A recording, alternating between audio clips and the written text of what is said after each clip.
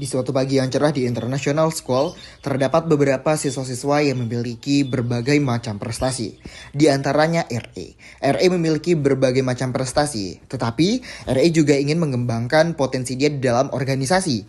Dia bertemu dengan E, dan dia bertanya apa saja kegiatan-kegiatan yang ada di sekolah ini. E menjawab bahwasannya ada kegiatan organisasi yang bernama GT. GT itu sebuah geng yang mereka bentuk. RE pun tertarik untuk gabung menjadi anggota GT. Lalu RE berkata kepada E, "Aku ingin bergabung, bagaimana caranya?" Tanpa basa-basi, E mengajak RE untuk mengikutinya ke sebuah ruangan.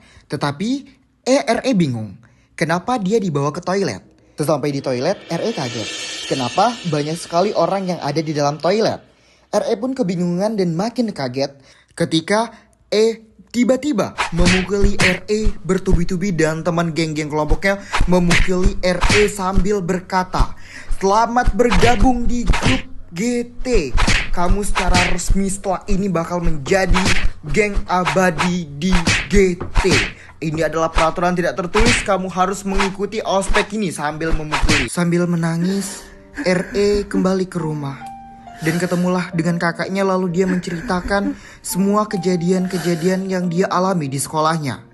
Kakaknya tak terima.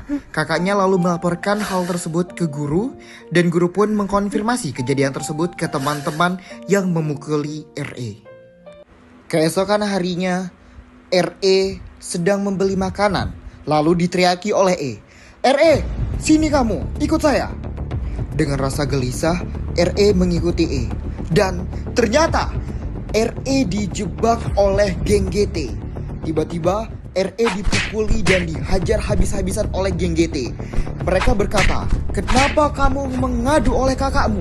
Sambil dipukuli, RE pun tidak berdaya sampai dia pun pingsan. Hal tersebut diketahui oleh guru dan guru membawa RE ke rumah sakit.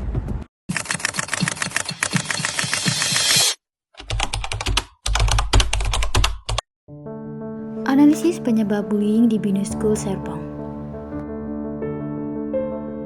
Jenis agresi. Hostile aggression.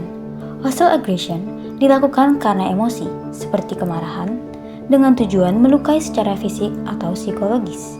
Dalam kasus bullying di Binus School Serpong, ini terlihat pada perilaku pelaku yang membuli karena ketidaksukaan atau konflik interpersonal dengan korban. Instrumental aggression. Agresi yang dilakukan untuk mencapai tujuan lain seperti diterima dalam kelompok sosial. Dalam tradisi tidak tertulis di Binus School Serpong, pelaku bullying mungkin melakukan tindakan ini untuk mendapatkan pengakuan dari kelompok atau mempertahankan statusnya.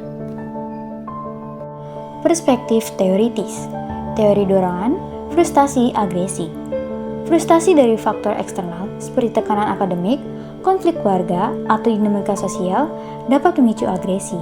Dalam konteks Binus School Serpong, ketidakmampuan melampiaskan frustasi pada sumber utama dialihkan pada korban. Teori modern, model umum afektif agresi. Agresi dipengaruhi oleh variabel input seperti suasana hati, keterangsangan, dan proses belajar. Dalam kasus bullying, inputnya berupa tekanan sosial untuk konformitas, rasa iri terhadap status sosial, dan kurangnya pengawasan sekolah. Proses afektif, kemarahan terhadap lingkungan sekitar, sekolah, atau keluarga meningkatkan dorongan untuk melakukan bullying. Proses kognitif, pembentukan keyakinan bahwa bullying adalah cara yang efektif untuk mencapai status atau dominasi. Yang ketiga, determinan sosial. Frustasi sebagai penyebab agresi. Frustasi adalah penyebab kuat agresi. Dalam kasus ini, frustasi dari tekanan sosial untuk diterima dalam kelompok atau kesenjangan status sosial dapat memicu perilaku agresif. Provokasi langsung. Tindakan atau perkataan yang dianggap merendahkan bisa memicu agresi. Dalam bullying di Binus School Serpong, siswa yang merasa tersaingi oleh korban mungkin menggunakan provokasi langsung untuk merendahkan korban.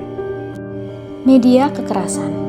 Eksposur terhadap kekerasan di media dapat membuat individu meniru perilaku agresif dan desensitisasi terhadap penderitaan orang lain. Ini relevan jika pelaku bullying sering mengonsumsi konten media yang menormalkan kekerasan. Yang keempat, determinan pribadi. Kepribadian tipe A. Siswa dengan pola perilaku tipe A, kompetitif, hostile, tidak sabar, lebih cenderung menunjukkan hostile aggression, terutama dalam lingkungan kompetitif seperti sekolah. Keterampilan empati rendah. Pelaku yang memiliki empati rendah cenderung tidak memahami atau peduli terhadap dampak emosional bullying pada korban. Ini sejalan dengan kasus pelaku di Binus School Serpong yang tidak menyadari atau mengabaikan efek dari tindakan mereka. Solusi pencegahan berdasarkan teori. Yang pertama, hukuman efektif.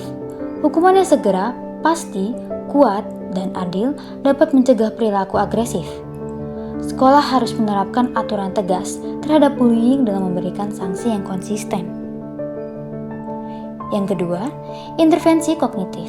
Mengubah pola pikir pelaku melalui edukasi tentang dampak negatif bullying dan mempromosikan keterampilan sosial, memberikan pelatihan keterampilan sosial termasuk empati, kerjasama, dan komunikasi asertif kepada siswa.